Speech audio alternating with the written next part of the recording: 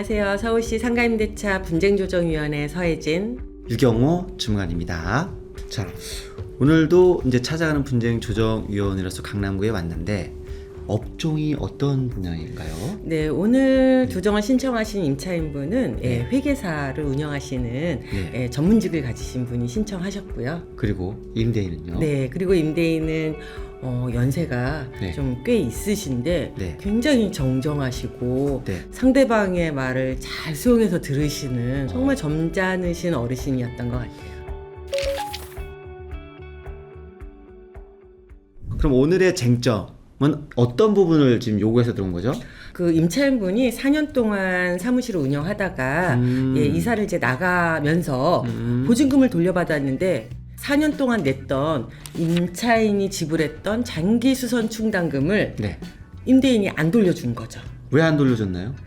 네, 이렇게 이제 당연히 돌려줘야 되는 거라고 생각하시죠. 그쵸. 그게 이제 저희가 뭐 상가보다는 주로 아파트들 이사 다니고 할 때 거의 뭐 중개업소에서 다 중간에 정산을 다 해주시거든요. 그동안 낸 수선 충당금을 다 일부 다 임대인에게 받아서 중개사가 임차인에게 주는 것이 거의 관례상 되어 있고 또 이제 공동주택법 같은 경우에는 법에도 규정이 되어 있다 보니까 이것이 너무나 이제 당연하게 저희가 알고 있었죠. 그래서 임차인도 당연히 돌려받아야 된다라고 생각을 했는데 바로 이제 거기에 저희 임대인분이 굉장히 이 법이라던가 판례 또 이런 부분에 임대를 오래 하시다 보니 나름의 노하우가 생기신 거죠. 아, 직접 쓰셨구나 계약서를. 네, 직접 네. 쓰셨고 네. 그리고 계약서 특약에 네. 관리비에 장기수선 충당금이 별도로 포함된다라고 작성을 했어요. 그럼 여기서 문제점이 뭔가요? 네, 그러다 보니 임대인은 장기수선 충당금을 별도로 해서 관리비에 포함을 시켰기 때문에 네. 관리비와 장기수선 충당금은 임차인이 내는 거다라고 주장을 하는 거고요. 네. 그런데 그 문구에 그 주체 내야 되는 주체가 쓰여 있지 않았기 때문에 그래서 그런 그 문구상에 약간 맹점도 있었고 임차인은 사실 계약서를 쓸 때 전문직이라고 하시는 분들도 부동산 관련된 계약서를 자주 쓰지는 않으시거든요. 그러다 보니 특약이나 뭐 이런 걸 이렇게 꼼꼼하게 읽고 그죠. 이렇게 맥락을 짚지는 않으세요. 그게 결국은 이제 계약 기간이 종료되고 나선 이게 분쟁의 씨앗이 된 거예요. 그러면은 지금 그 임차인은 이제 하여야 한다는 어떤 법으로 강행 규정을 본 것 같고 임대인은 그게 아닌 임의 규정이고 관리 규약과 판례 임의 규정으로 돼 있으니까 거기서 대립이 됐겠네요. 네, 그 집합건물 소유 및 관리에 관한 법률 시행령 제5조의 4에 보면 네네. 임차인이 임대인 대신 예. 그 수선 충당금을 지급했을 때는 네. 임대인이 네. 임차인에게 반환하여야 한다라고 쓰여 있거든요. 아이고, 그러다 보니 이것이 강행 규정이냐 아니면 이제 그렇잖아요. 하여야 한다는 그쵸. 강행 규정이라는 느낌을 가지고 다 오해하죠. 오해하죠.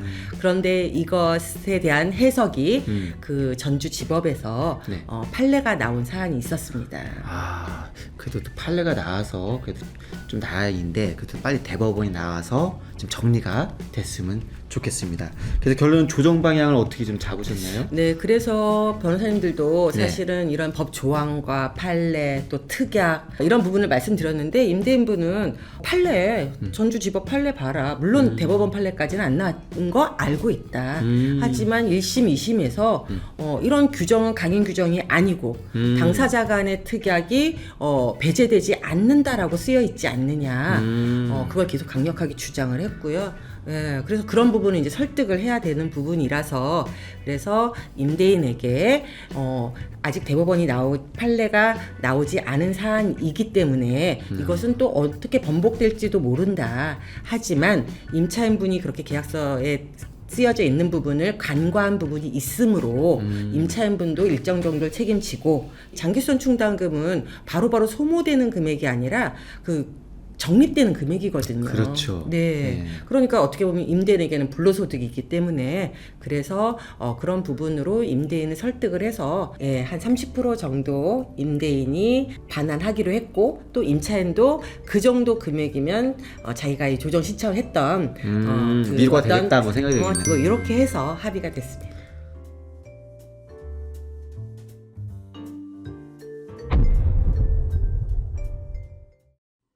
결론 시사점은 계약서를 잘 그렇죠. 써야 계약서의 된다? 네. 특약을 네. 절대 네. 그냥 넘기지 말아라. 네. 중개업소에서 작성한 특약 같은 경우에는 네. 이렇게 프린트화 되어 있는 특약들이 있거든요. 네. 그런데 그것조차도 꼼꼼히 읽어보셔야 돼요. 어쨌든 오늘 고생을 하셨습니다. 우리가 또 서울 한 시민을 위해서 이렇게 또 분쟁을 해결했다는 자체가 큰 의미가 있다고 보여집니다. 다음에 일정 나왔나요? 오늘 찾아가는 분쟁조정위원회는 강남구인데 왠지 느낌에 강남구 반대 강북구일 것 같아요. 나왔나요? 비밀인가요? 네. 하기야 다 말씀드리면 안 보실까봐 다음에 말씀을 드리겠습니다. 네, 다시 찾아뵙겠습니다. 감사합니다.